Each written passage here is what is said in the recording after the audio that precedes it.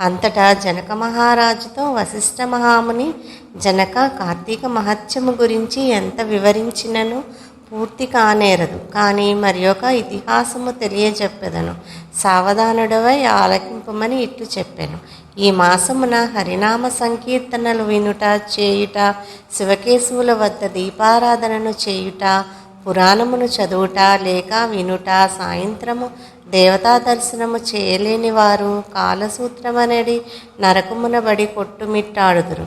కార్తీక శుద్ధ ద్వాదశి దినమున మనసారా శ్రీహరిని పూజించిన వారికి అక్షయ పుణ్యము కలుగును. శ్రీమన్నారాయణుని గంధపుష్ప అక్షతలతో పూజించి ధూపదీప నైవేద్యములు ఇచ్చిన ఎడల విశేష ఫలము పొందగలరు. ఈ విధముగా నెల రోజులు విడువక చేసిన ఎడల అట్టివారు దేవదుందుబులు నోగుచుండగా విమానం ఎక్కి వైకుంఠమునకు పోవుదురు. నెల రోజులు చేయలేని వారు కార్తీక శుద్ధ త్రయోదశి, చతుర్దశి, పౌర్ణమి రోజులందైనా నిష్ఠతో పూజలు చేసి ఆవునేతితో దీపము నుంచవలెను. ఈ మహా కార్తీకములో ఆవు పాలు పితికినంతసేపు మాత్రము దీపముంచిన ఎడల మరుజన్మలో బ్రాహ్మణుడిగా జన్మించును. ఇతరులు ఉంచిన దీపము ఎగద్రోసి వృద్ధి చేసిన ఎడలను లేక ఆరిపోయిన దీపమును వెలిగించినను అట్టివారల సమస్త పాపములు హరించును. అందులకు ఒక కథ గలదు, వినుమని వశిష్ఠులు వారు ఇట్లు చెప్పుచున్నారు. సరస్వతీ నదీ తీరమున శిథిలమైన దేవాలయం ఒకటి కలదు.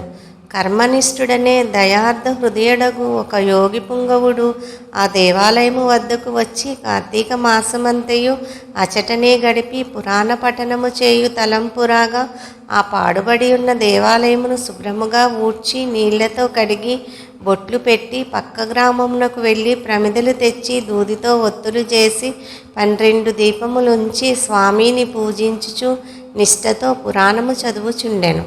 ఈ విధముగా కార్తీక మాసము ప్రారంభము నుండి చేయుచుండెను.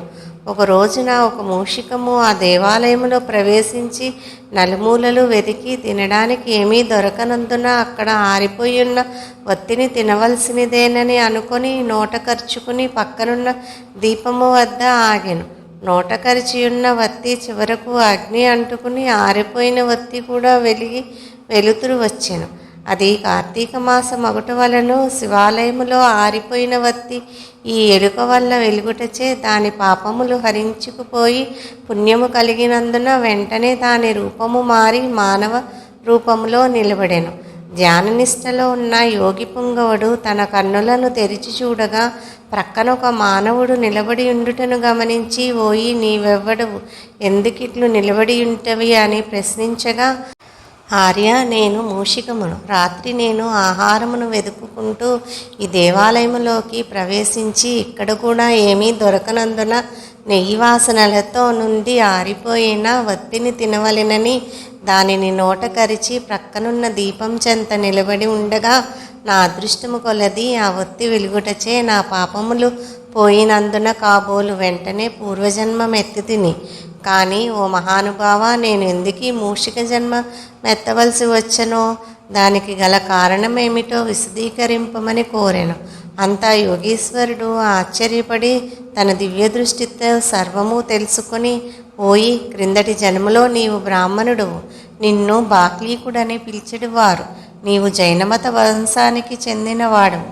నీ కుటుంబాన్ని పోషించుటకు వ్యవసాయము చేస్తూ ధనాసాపరుడై దేవపూజలు నిత్యకర్మలు మరిచి నీచుల సహవాసము వలన నిషిద్ధ అన్నము తినుచు మంచివారలను యోగ్యులను నిందించుచు పరుల చెంత స్వార్థచింత గలవాడే ఆడపిల్లలను అమ్మో వృత్తి చేస్తూ దానివల్ల సంపాదించిన ధనాన్ని కూడబెట్టుచు సమస్త తినుబండారములను కడుచౌకగా కొని తిరిగి వాటిని ఎక్కువ ధరకు అమ్మి అటులు సంపాదించిన ధనము నీవు అనుభవించక ఇతరులకు ఇవ్వక ఆ ధనము భూస్థాపితము చేసి పిసినారివై జీవించినావు. మరణించిన తర్వాత ఎలుక జన్మమెత్తి వెనుకటి జన్మ పాపమును అనుభవించుచుంటివి. నేడు భగవంతుని దగ్గర ఆరిపోయిన దీపాన్ని వెలిగించినందున పుణ్యాత్ముడైతివి. దానివలనే నీకు తిరిగి పూర్వజన్మ ప్రాప్తించినది. కాన నీవు నీ గ్రామమునకు పోయి నీ పెరటియందు పాతిపెట్టిన ధనమును త్రవ్వి ఆ ధనముతో దాన ధర్మాలు చేసి భగవంతుణ్ణి ప్రార్థించుకుని మోక్షము పొందమని అతనికి నీతులు చెప్పి పంపించెను. పంచదశాధ్యాయము 15వ రోజు పారాయణము సమాప్తము. ఓం నమః శివాయ. ఓం నమః శివాయ అని కమెంట్ చేయండి.